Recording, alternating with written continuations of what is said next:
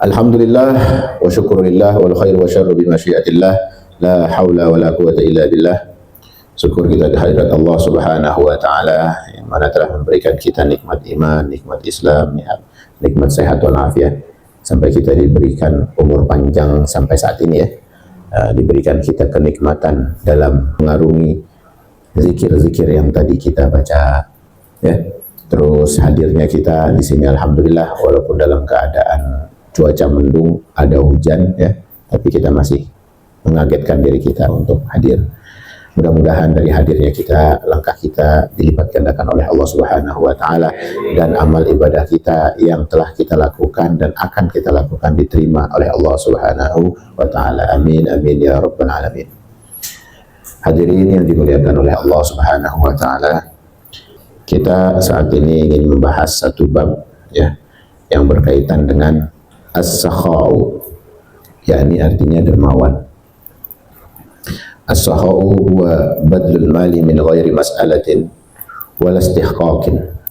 Jadi dermawan itu adalah memberi harta tanpa diminta dan menuntut hak. Wa huwa fadilatun mustahsanatun wa haslatun mahmudatun lima fihi min irtibatil qulub wal ijtima'iha. Jadi dermawan adalah satu keutamaan yang memang sangat dinilai baik. Perkara dermawan itu perkara yang sangat terpuji. Jadi amal dermawan itu yang amal paling dicinta. Salah satu amalan istimewa karena mengikat dan menyatukan semua hati. Jadi irtibatul qulub wa ijtima'iha. Kalau orang dermawan, kita tahu kalau ada woro-woro, ada bagi-bagian. Kira-kira yang datang pada banyak nggak? Banyak. Biasanya sifat dermawan itu mudah mengumpulkan orang. Kan kelihatan tuh. Kalau di sini majelis ada ongkosnya, banyak. Ada makannya, banyak. Masya Allah. Apalagi ada bonus umrohnya. Masya Allah, kalau diumumin besok yang hadir akan dikasih undian untuk umroh. Geruduk. Ya, padahal cuma untuk 2 orang, yang geruduk bisa sampai ratusan orang. Sebelumnya nggak ada. Nah ini kenapa itu bisa terjadi? Karena ada kedermawanan yang mengumpulkan panggilan itu. Ya kan, yang bisa berlaku itu hanya kepada orang-orang dermawan. Ini artinya satu sifat yang memang bisa menyatukan dan mengumpulkan hati manusia. Jadi amalan itu amalan baik. Faya'zumul intifa' wa ya'umul irtifa'. Karena dia memiliki manfaat yang besar dan faedah yang begitu banyak, yang menyeluruh faedahnya itu sifat dermawan. Faqad kana Rasulullah sallallahu alaihi wasallam yu'ti ata'ama man la yakhshal faqr. Jadi sesungguhnya baginda Rasulullah sallallahu alaihi wasallam memberikan pemberian itu layaknya orang yang tidak takut miskin. Jadi kalau orang, kita tahu kalau takut miskin kan ngerem-ngerem, ngasih entar dulu, abis ini gua makan apaan, abis ini gua mau beli ini, mau beli itu. Nah Rasulullah memiliki sifat kedermawanan yang seolah beliau itu tidak takut fakir. Nah ini sifat dermawan yang sangat-sangat dicinta oleh baginda Nabi. Karena Nabi menjadikan contoh duluan. Sampai dilihat padahal belum ada makanan di rumah. Itu bisa langsung dikasih, bisa langsung diberi apa yang dia suka dikasih, bukan apa yang dia sudah tidak pakai. Tu'ti mimma tuhibbun. Satu pemberian itu yang baik adalah memberi apa yang dia suka. Ini salah satu sifat kedermawanan. Orang kan kalau ngasih kadang-kadang tar dulu yang kelebihan, ya kan?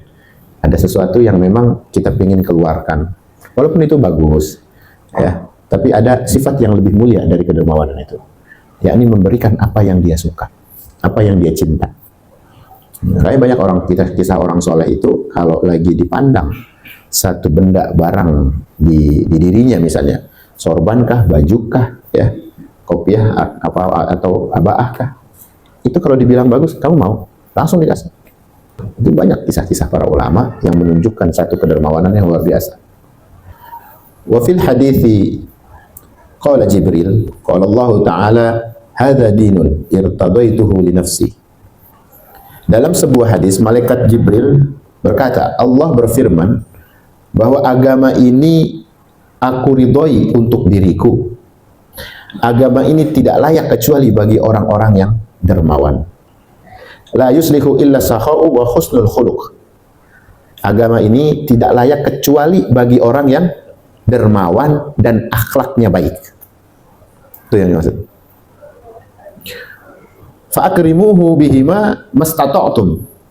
Maka muliakanlah agama ini dengan kedua hal itu semampumu dan sekuatmu. Mastata'tum artinya semampu kita. Maka muliakan agama ini dengan apa? Dengan dermawan dan baik akhlaknya. Ya, husnul khuluq itu juga banyak nafsirannya. Nah, ini salah satu yang membuat agama ini bisa berdiri kokoh, ya, bisa dimulai itu dari kedermawanan. Kalau mau tahu bagaimana melihat awal mula cikal bakalnya agama ini tumbuh, dimulai dari kedermawanannya Sayyidah Khadijah kepada perjuangan baginda Nabi besar Muhammad Sallallahu Alaihi Wasallam. Jadi kita perlu tahu, nggak sampai tuh, sampai betul-betul dihabiskan semua harta untuk apa? Untuk perjuangan Islam kala itu.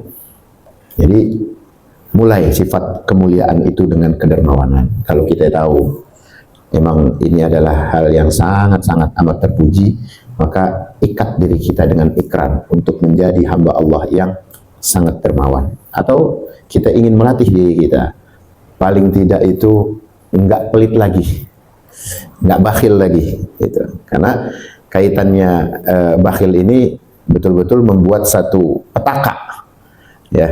Lawannya dermawan apa? Bakhil, pelit. Ya. Ini yang kudu baik-baik nih. Kalau ada orang yang udah mempunyai sifat bakhil, ini cikal bakal jadi petaka. Dia bisa dikatakan di sini karena bahaya dampak buruk bagi seorang yang memiliki sifat kikir dan bakhil itu adalah salah satunya mengurangi keberkahan hidup dan pada individu sosial. Jadi bukan cuma sama dirinya, jadi sama sosial juga. Itu berdampak buruk sama kekikiran. Dan juga apa?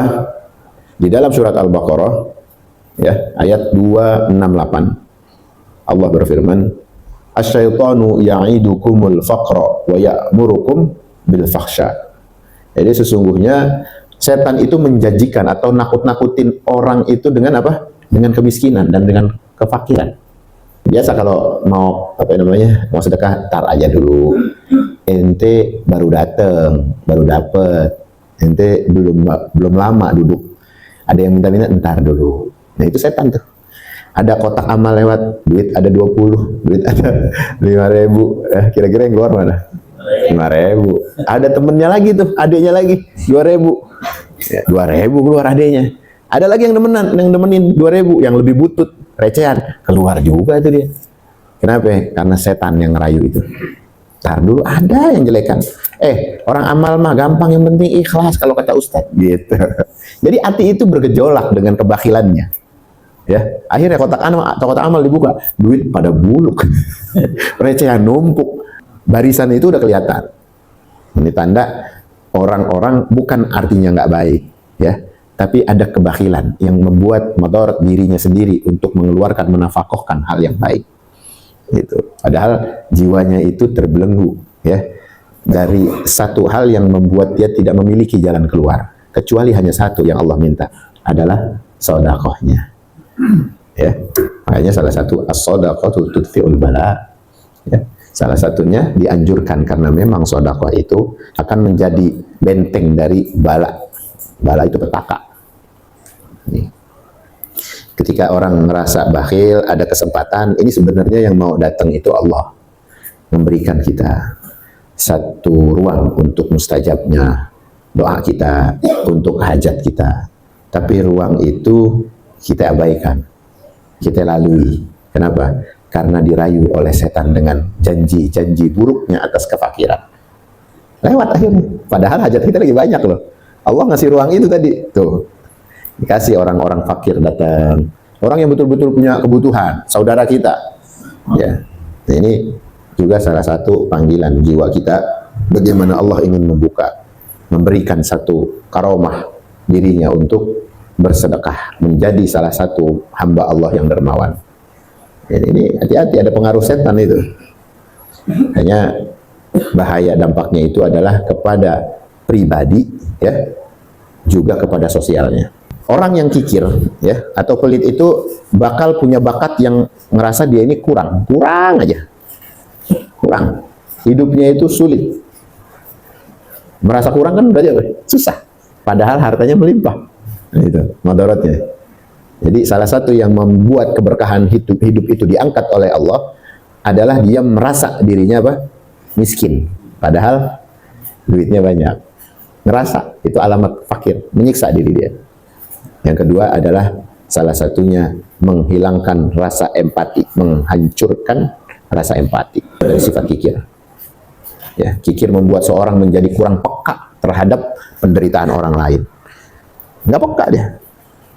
Ini kalau kita lagi lewat ada sumbangan Palestina, beneran ini kami yang datang langsung. Kan harusnya kalau emang kita paham dan yakin betul ini akan sampai, kan kudunya banyakan dikit. Ini enggak. Setan enggak tuh, enggak sampai. Nah, bohong dia, ngomong doang.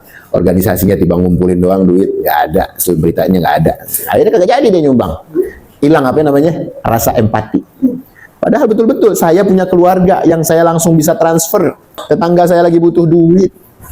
Walaupun proses transfernya ini agak panjang, tapi itu tetap sampai. Kan ada yang datang minta tolong kayak begitu. Ya, walaupun memang sampainya itu tidak seperti harga yang sekarang ada di hadapan kita. Misalnya air di sana, itu bisa sampai di sana bisa 1 juta, 2 juta, 1 drigen doang. Tapi itulah perjuangan hidup. Coba kalau kita gotong royong. Coba kalau kita punya rasa empati. Ya, 10 juta kita bayarin untuk saudara kita. Kayak gitu. Jadi bukan gara masa itu nasib dia aja, biarin aja udah ambil gitu. Hilangnya rasa empati dari sifat bakhil tadi. Dirasakan di saat-saat kayak begini. Ada kotak Palestina kita cuekin. Cobalah sadar diri kita, ya Allah. Niat nggak akan salah. Kalaupun diselewengkan bukan dosa kita juga kok. Dan niat kita sampai tercatat oleh Allah sebagai orang yang peduli. Kalau sampai betul-betul maka akan berlipat-lipat. Dan dihilangkan, yang penting sempurna. Niat kita udah menyempurnakan amal kita. Niat kita ini nggak salah alamat. Nggak terus jadi, takutnya dibikinin. Enggak. Karena kekhawatiran itu adalah sifat bakhil tadi. Kekhawatiran itu adalah datangnya dari setan. Ya. Ayat ini betul-betul menggebrak kita. Hati-hati, iblis, setan, laknatullah selalu menakut-nakuti kamu atas kefakiran. Ini kita diminta oleh Allah jangan sampai kehilangan empati kita sesama manusia, sesama umat. Karena kebutuhan orang lain itu atau penderitaannya itu yang betul-betul bisa menggugah hati kita adalah sifat kedermawanan. Sampai kata-kata yang memang sering kita dengar dari baginda Nabi besar Muhammad sallallahu alaihi wasallam. Ya, hadis yang berbunyi adalah la yu'minu ahadukum hatta yuhibba li akhihi ma yuhibbu li nafsihi. Kalau kita betul-betul masih dalam kategori iman, beliau mengatakan tidak sempurna iman seseorang di antara kalian hingga ia mencintai saudaranya seperti ia mencintai diri sendiri. Kita kalau lagi susah pengen rasanya ada yang perhatiin. Nah, itu iman itu menyentuh ruang untuk kita memperhatikan diri kita. Juga dikatakan dalam surat As-Saba, "Wa ma anfaqtum min syai'in fa huwa yukhlifuhu wa huwa khairur raziqin." Dan barang apa saja yang kamu nafkahkan, wa ma anfaqtum, apa aja yang kamu nafkahkan, maka Allah akan menggantinya. Bayangin itu. Allah yang bakal menggantikan, dan dialah yang maha pemberi rizki dari yang sebaik-baiknya rizki. Jadi apa yang kita takutin kalau emang itu sudah tercatat? Kenapa sih kedermawanan atau nafkah itu menjadikan kebaikan dan kemuliaan rizki? Sampai Allah langsung yang menegur, wa ma anfaqtum min syai'in fa huwa yukhlifuh. Maka Allah yang akan menggantinya langsung. Jadi apa aja yang emang menjadi pengeluaran kita, Allah yang bakal langsung menggantinya. Terus apa? Ketika Allah yang menggantikan, statusnya menjadi kehormatan. Maka Allah akan menggantinya dan dialah maha pemberi rizki sebaik-baiknya pemberi. Ya, harusnya kan jadi motivasi kita. Ya Allah, apa yang dikasih menjadi rizki kita. Berarti yang datang apa? Berarti yang ada di kantong kita apa? Ayo coba. Yang di kantong kita, yang di dompet, yang di rekening, yang katanya rumah, yang sertifikat, SHM apa segala tuh, BPKB, motor. Itu baru katanya kepemilikan. Katanya doang kau pilih. Rizki yang sebenarnya tahu apa itu yang dikatakan rizki yang sebenarnya adalah yang masuk ke mulut kita dan menetap, nenep, diem dia menjadi aliran darah. Dan yang paling utama apa? Rizki yang betul-betul milikmu adalah yang kau berikan kepada orang, kau nafkahkan kepada orang. Itu yang benar jadi rizki. Bayangin, ini keajaibannya nih. Subhanallah. Yang masuk perut aja, kalau emang belum sampai itu rezekinya keluar dia akan muntah kan? Belum sampai diserap oleh tubuh, dia keluar. Kenapa? Karena tergerak tubuh kita, organ tubuh kita langsung merespon. Gitu. Apa responnya? Menjadi baik atau menjadi burukkah dia? Itu rezekinya. Rezeki baik, rezeki buruk. Menjadi baik bagian dari pahala amalnya yang udah masuk ke tubuh. Air yang kita minum tadi jadi seger kan? Melek mata, mulai fokus lagi nih habis minum air. Tadi ngangop mulu kagak berhenti-berhenti. Minum air tuh. Nah, fokus kan? Mulai itu bagian dari rizki yang tercatat dan tertulis. Ketika ada tenaga kok dia jadi batil, jadi jahat, maka rizki yang terjadi pada dirinya adalah rizki buruk, rizki jelek. Dan itu akan menjadi hisab jeleknya pastinya. Oke. Nah, ini bagian dari anjuran. Kita kalau dermawan itu baru berasa kita jadi orang. Tapi kalau pelit, ya Allah, kalau bisa hilangin dari dunia, jangan jadi orang. Sama orang pelit gitu. Nah, ini kenapa terjadinya huru hara? Kenapa terjadinya satu gejolak? Itu karena kebakhilan. Pelit. Coba kalau dermawan. Negara kalau dermawan, pemerintah kalau dermawan, ya, RT RW, rumah tangga kalau dermawan, aman, tentrem, damai, tenang, karena disatukan oleh cahaya yang dianjurkan oleh Islam itu sendiri, yang Allah sangat jaga. Ya. Apalagi kalau sampai apa? Memberi itu tanpa diminta. Nah, itu yang bikin cinta kita. Dan kalau diseringin akan menjadi keikhlasan, dan kalau keikhlasan akan menjadi panggilan-panggilan mulia kita di akhirat kelak.